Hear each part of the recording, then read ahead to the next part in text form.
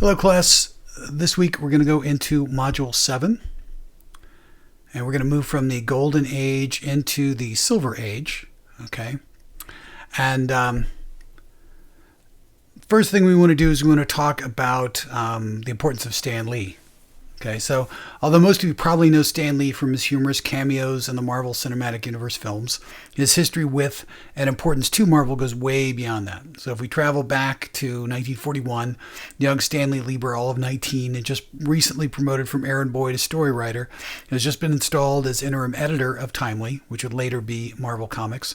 Jack Kirby and Joe Simon, who are the co-creators of Captain America, have just left due to a contract dispute with Timely's publisher, who, like all comics publishers, is notoriously cheap. World War II has just begun, and Lee, having already established his pen name, so he went from Stanley Lieber to Stan Lee, manages to serve in the Army and still write via mail a good amount of Timely's comics. He actually got in quite a bit of trouble from his sergeant as well. Post-war, as the popularity of superheroes wanes and mystery, horror, and romance comics takes over, Lee adapts and writes those stories as well. And it wasn't until the beginning of the 1960s, after several fits and starts, and the return of Jack Kirby to Timely, now Atlas Comics, not yet Marvel, that Lee has his first hit comic, which is 1961's The Fantastic Four, #1. So although their relationship would later sour over creative credit, Lee and Kirby more or less built the Marvel that we know today from the foundation of the Fantastic Four, which ties into most major Marvel narratives and characters in some way or form. And some of you probably remember from writing your papers, that's also where characters like Black Panther first appeared as well. So they also created Thor, the Hulk, Iron Man, Ant-Man, Giant Man, Black Panther, and of course the Avengers. But we'll talk about that stuff a little bit later. So one of the biggest characters of the Silver Age was not a Lee and Kirby creation, however.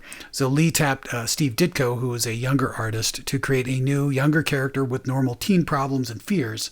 So in 1962, in the pages of Amazing Fantasy #15, they unleashed Spider-Man upon the world, and maybe he wasn't ready yet to be a superhero.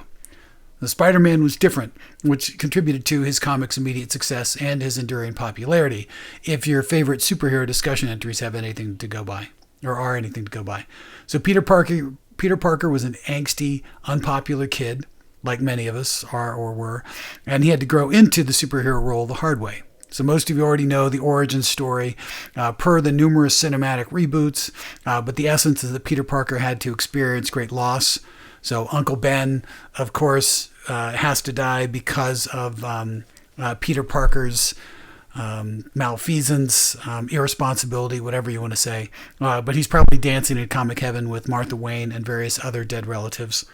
And he had to do that in order to understand the difference between right and wrong and good and evil and get up the gumption to actually do something about it. So after Ditko left the comic, and Ditko was a pretty prickly character, Spider-Man became a bit less edgy and unsocial and gained his bombshell girlfriends, Mary Jane Watson and Gwen Stacy. So now Spider-Man had someone to save on a regular basis, or not save in the case of Gwen, who sadly broke her neck when caught by a web after falling from a great height after being thrown by the Green Goblin. Of course, you all know that. And he also had more supervillains to fight. So the film for this week is Spider-Man Into the Spider-Verse from 2018. And as you folks know, there are a lot of Spider-Man movies to choose from. And this one seemed like the most obvious choice to me, simply because it's probably the most relevant. And especially since we'll be talking about the Avengers a little bit later, we can jump into live-action Spider-Man then. So it's directed by Bob Persichetti, Peter Ramsey, and Rodney Rothman, whom I just realized was in a bunch of my writing classes in college. I remember that guy. I don't remember what his writing was like, but obviously the guy was committed to it because he started doing it at a very early age. And it was written by Rothman and Phil Lord, who also did the Lego movie, and he was famously fired from the Trainwreck, otherwise known as Solo, a Star Wars story. So lucky for him that he doesn't have that attached to his name. Spider-Man is one of the more overrepresented cinematic characters. You got the 3 Tobey Maguire movies, 2 Andrew Garfield movies, 2 Tom Holland movies, and then 3 crossovers plus this movie, and not including Venom. So that's 11 movies total, and not including other animated films. So Batman has 9 and Superman has 8 for comparison. But there does not seem to be a market saturation point, and there also does not seem to be a limit to the number of Spider-Men and women and pigs one movie can have, as this film proves.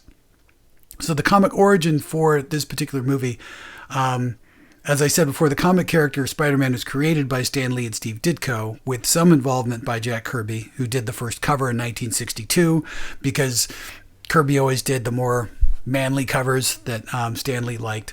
And then he got a self-titled comic in 1963.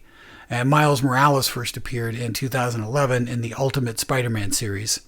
And then the other Spider-Men in this film come from the Spider-Verse series from 2014 to 2015. And then Peter Porker first appeared in Marvel Tales featuring Peter Porker, the Spectacular Spider-Ham, in 1983. Which I remember seeing that at the comic shop sitting on the shelf back when I was in junior high, which once again points to how brutally old I am.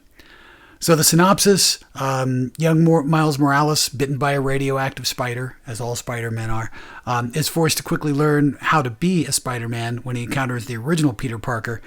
In addition, a particle collider incident has brought all the other Spider-Men and women and pigs to this version of New York to help close the interdimensional rift and take down a smorgasbord of villains. There's a ridiculous number of villains in this film.